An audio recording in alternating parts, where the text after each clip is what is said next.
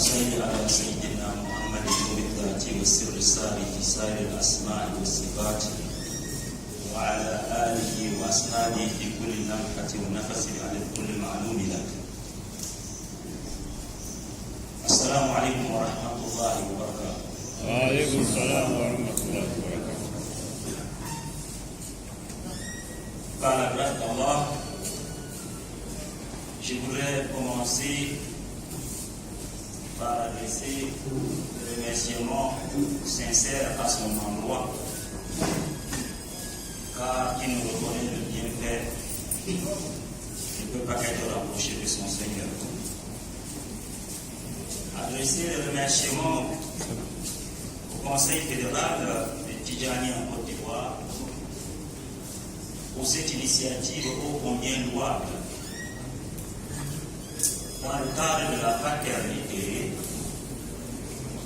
de la promotion de la paix, la coexistence pacifique entre les créatures d'Allah, entre les peuples croyants, les philosophies et les non-croyants. Chers frères et sœurs en Allah,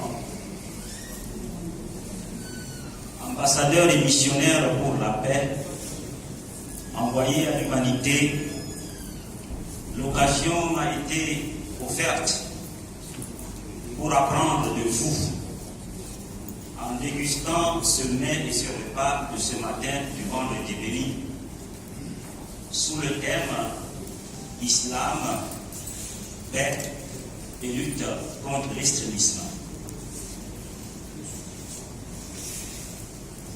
الإسلام والسلام في مواجهة المحاربة التطرف. Si le thème est ici formulé, ça veut dire que la pensée et la réflexion qui formule ce thème voudrait ressortir quelque chose d'exceptionnel entre le formule islam et l'étymologie paix. Parce que fondamentalement, l'islam c'est la paix. Mais lorsque ces mots sont mis ensemble, pas pour que le second soit un qualificatif ou un attribut du premier, cela voudrait dire que la littérature nous demande de donner le sens et l'esprit. L'islam, compris comme j'ai pensé, ici, ne veut plus nous rappeler la formule habituelle de la soumission, mais la compréhension de ce nouvel sens qui se veut par la libération, la liberté. Pourquoi? Parce que c'est sa première mission. Elle libère l'esprit et la pensée. Elle est venue libérer l'homme et de faire de l'homme l'égal de l'homme. Cela fut la première mission révolutionnaire de Rasulullah sallallahu alayhi wa sallam, qu'il n'y ait plus de sujets et d'esclaves. Alors, soumettez-vous à Allah en accueillant ou en avoir avec soi sa libre conception égale de l'autre et de promouvoir désormais en toute équité la notion du vivre ensemble, de la cohésion qui peut être appelée en ce moment-là la paix. Mais le sens de la paix, la paix est un état.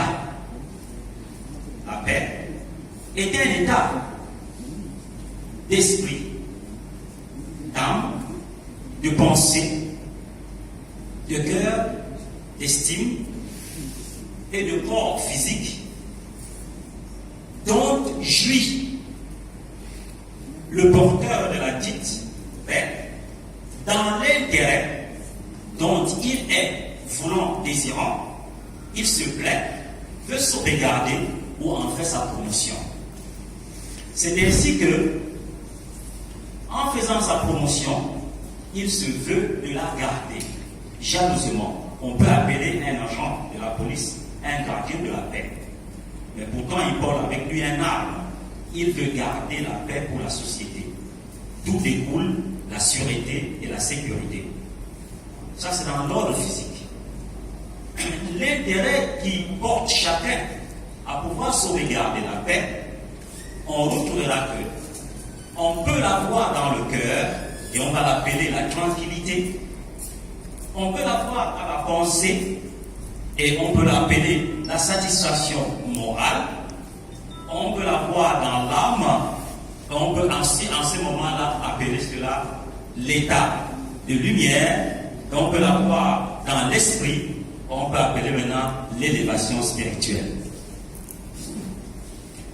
Chaque couche sociale a un entendement de la paix, qu'on soit au niveau de la stabilité politique, économique, financière, culturelle et sociale. C'est la raison pour laquelle la société ou l'individu qui, musulman, animiste, chrétien, juif, non-adhérent, athée, conjugue la même formulation, vivent dans la paix. Et les lois s'articulent physiquement pour pouvoir les sauvegarder. Et chaque individu devient donc un agent pour la promotion de la dite paix. Mais l'islam, face à cela, est une notice globale, tant au niveau individuel qu'au niveau collectif, pour parler de la communauté, tant au niveau corporel, donc extérieur et physique, ou bien aussi au niveau intérieur, dans les dimensions de son cœur en premier, de sa pensée en second, de son âme et de son esprit. C'est la raison pour laquelle la demande et l'acheminement à dire que la paix ou l'islam, ou la paix et l'islam agissent maintenant contre l'extrémisme, voudrait, dans notre contexte, si nous devons lire les sources qui sont les textes du Coran et les hadiths, dans leur temps où ces textes furent révélés, dans l'état sociologique, dans la manifestation de ces tests dans leur société à leur temps, comprendre ces tests avec notre contexte d'aujourd'hui et de faire évoluer l'esprit de ces tests avec notre esprit présent. C'est la raison pour laquelle, au fur et à mesure que le temps avance, qu'on se retrouve dans le temps prophétique ou dans le temps ibrahimique, et qu'on se retrouve dans notre temps aujourd'hui, le sens de la paix reste unique. L'esprit et la spiritualité restent uniques. Auquel cas, les textes et les sources qui touchent le sens et voudraient que l'homme évolue dans le sens de la paix n'ont jamais changé ni d'esprit ni de sens, mais c'est plutôt nos manquements à la compréhension des textes qui en font problème. Une cité de corps est donc mise ainsi. L'extrémiste qui devient un facteur destructif va donc loger dans les types, ce que j'ai appelé ici les états, l'extrémisme corporel, l'extrémisme de la raison, l'extrémisme de l'âme et l'extrémisme de l'esprit. Mais si nous rentrons dans une autre lecture, tel qu'il a été dit par l'imam Ghazali dans son livre Kimia al-Sa'ada, l'alchimie du bonheur, la lecture de regarder l'homme de manière bicéphale a dit l'homme extérieur physique et l'homme intérieur supposerait simplement à dire que si nous voulons poser ces jalons ici, l'intérieur porte le cœur, la pensée, l'âme et l'esprit, et l'extérieur est dans le physique et tout ce qui prend avec la vie politique, la vie sociale, la vie culturelle, ethnique et tout ce qu'on enseigne. Et là loge l'extrémisme. La vie religieuse et spirituelle loge l'extrémisme. Et l'extrémisme ici ne voudrait pas qu'on dise qu'on parle de l'extrémisme religieux. Uniquement, non. Parce que l'islam est une notice, certes, de solution. Et j'ai entendu ici hier, lorsque nous disions on peut être fier en tant que peuple tijani, en tant que soufi, de dire que nous n'appartenons pas à ceux qui sont extrémistes ou qui sont terroristes parce qu'on n'a pas cité nos noms. Nous avons là manqué à notre responsabilité. Parce que quand le chien est violent, le soufi est concerné. Il nous est interdit de manger le porc, mais il ne nous a pas été ordonné de tuer les porcs. Car la vie du porc a une mission divine déterminée. La vie du chien a une mission divine déterminée. La vie du cafard a une mission divine déterminée. Et lorsque le serpent sort de sa forêt et de sa brousse et se trouve dans ta maison à toi, il devient ennemi. Mais lorsque tu vas en brousse là-bas, tu es ennemi. Les règles de la nature qui sont des règles écologiques. C'est la raison pour laquelle, pour rester dans le sens du test, notre responsabilité spirituelle est d'avoir les larmes à nos yeux lorsque les hommes tuent les hommes. Au nom de quoi qu'il en soit, la politique, les finances, la religion, quelle qu'en soit la religion, qu'un bouddhiste tue un bouddhiste, nous pleurons. Qu'un chrétien tue un chrétien ou un juif, nous pleurons. Plus qu'il en fallait même d'ailleurs. À plus forte raison, lorsqu'un musulman tuerait n'importe quelle créature, on arrêtera même de respirer. C'est cette dimension qui, en fait, de cette compréhension qui fait de nous finalement les véritables ambassadeurs de la paix. Ceux qui doivent porter les problèmes de la société pour les résoudre. Et c'est là l'expression de l'islam contre l'extrémisme ou encore de la paix contre l'extrémisme. Et dans la formulation où il nous a été dit que, dans Sourate Al-Maryam, que la paix soit sur lui, le jour il naquit dont il est né, le jour il vécut, le jour où il mourut et le jour où il sera ressuscité, que la paix soit. Ça veut dire qu'en fait, nous la lisons, mais c'est pour nous. À notre naissance, on est dans la tranquillité et la paix. Et dans cette formulation, nous devons travailler toute notre vie pour la paix. Nous devons partir dans la paix pour pouvoir ressusciter Yom Kiyama dans la paix. Mais en fait, j'ai aimé ce mot paix. Parce qu'on ne peut pas désirer la paix, qui est le nom d'Allah, lui qui est salam, si on ne devient pas soi-même la paix. Parce qu'il serait inutile d'invoquer la paix, de faire la promotion de la paix, alors qu'on n'a pas adopté la paix dans son extérieur, dans son cœur, dans sa pensée, dans son âme et dans son esprit. Je fais la différence entre l'âme et l'esprit.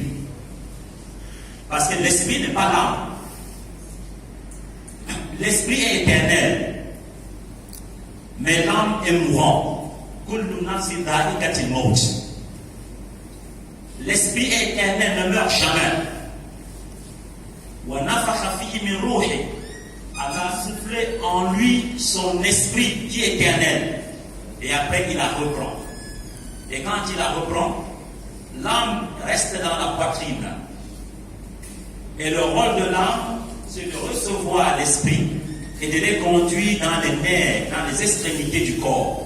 C'est la raison pour laquelle lorsque nous mourons, lorsqu'on peut rendre, comme on dit souvent, son âme et que l'esprit est en train de sortir, nous allons voir dans les poulets et certains athlètes que les extrémités de leur corps bougent. C'est le départ de l'esprit dans les extrémités du corps pour partir et l'œil tourne en voyant cela partir, mais l'âme reste. Il faut donc comprendre en cela, si il faudrait aborder le cycle autrement, que lorsque nous réalisons par exemple un rêve, le rêve se passe dans le monde spirituel, dans le monde des lumières. Et c'est l'esprit qui est vivant, qui ne dort pas parce que l'âme dort. C'est l'esprit dans son monde qui nous donne des images de la vie à venir. Parce que le temps dans le monde de l'esprit est en avance sur le nôtre temps. Le temps corporel, le temps physique, est en retard par rapport au temps spirituel. Et lorsque l'esprit la vit et ramène cela à l'âme dépose dans la mémoire, non dans la raison, où se pose, il y a la chambre de rappel. Et le rappel en prend pour remettre maintenant au langage, et le langage peut donc visionner en travers l'audiovisuel humain et le disque qu'on a vécu. Mais il reste maintenant l'intelligence de la compréhension du sens de ce qu'on aurait vécu dans le monde de l'esprit. D'où la démarche spirituelle et l'élévation pour avoir détecté et comprendre et dévoiler ce qui se passe dans ce monde-là.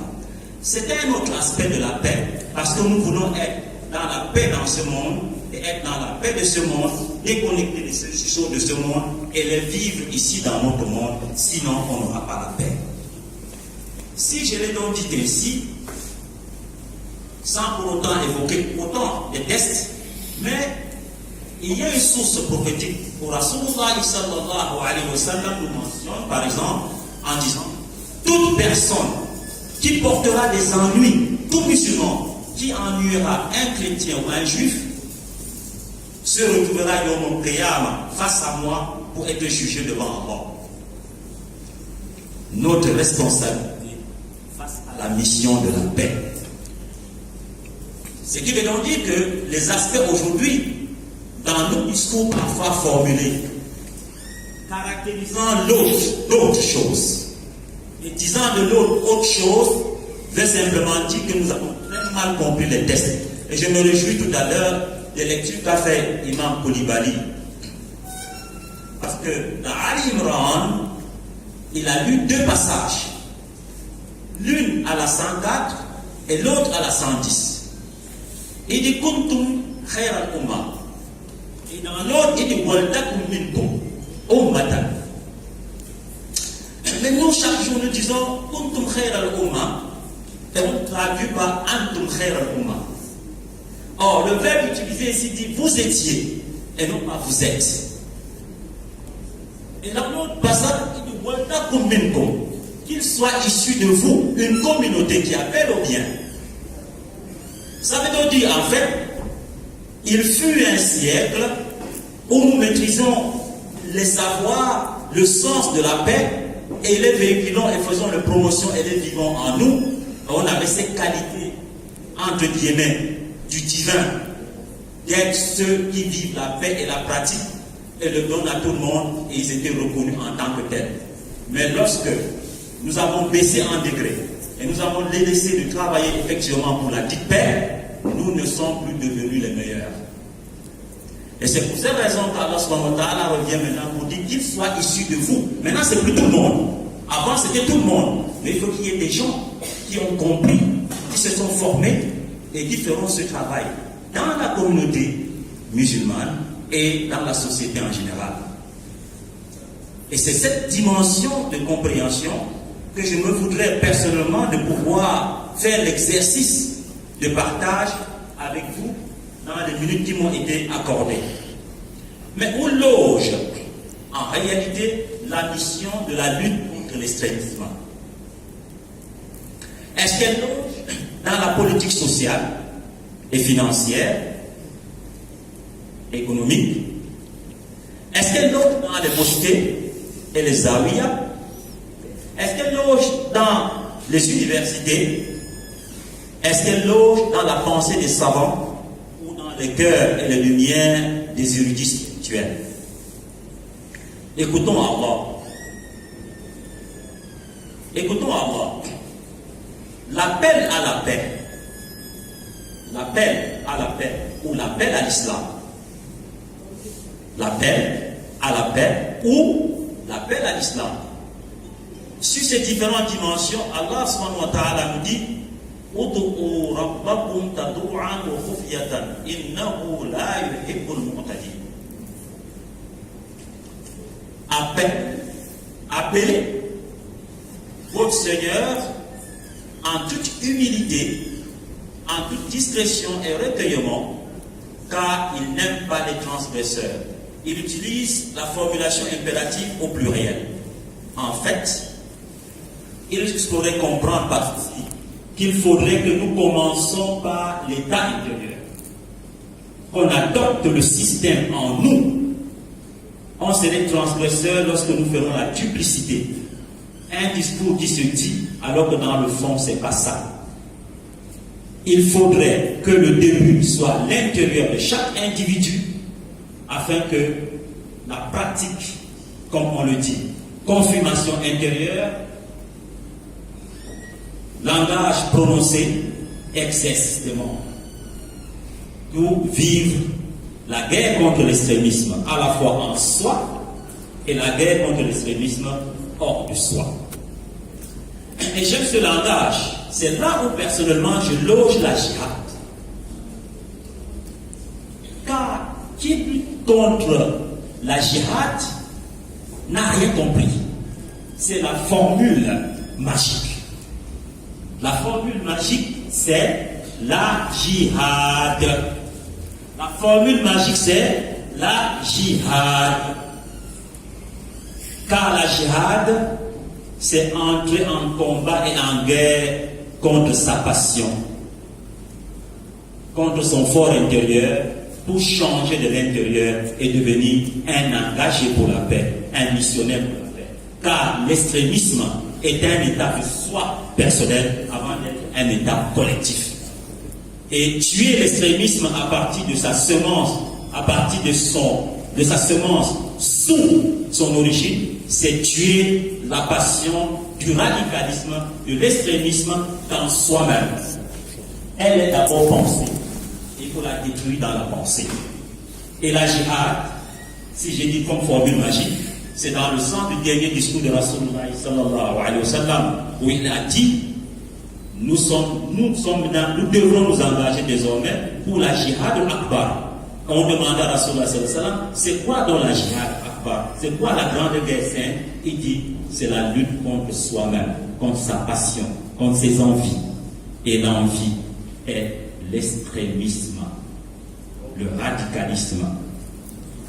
Alors, nous autres ici, dans le cadre du soufisme, dans le cadre de la tariqa, nous devons faire très attention. Lorsque nous voulons nous enfermer, nous pensons être les meilleurs par rapport aux autres. C'est une erreur.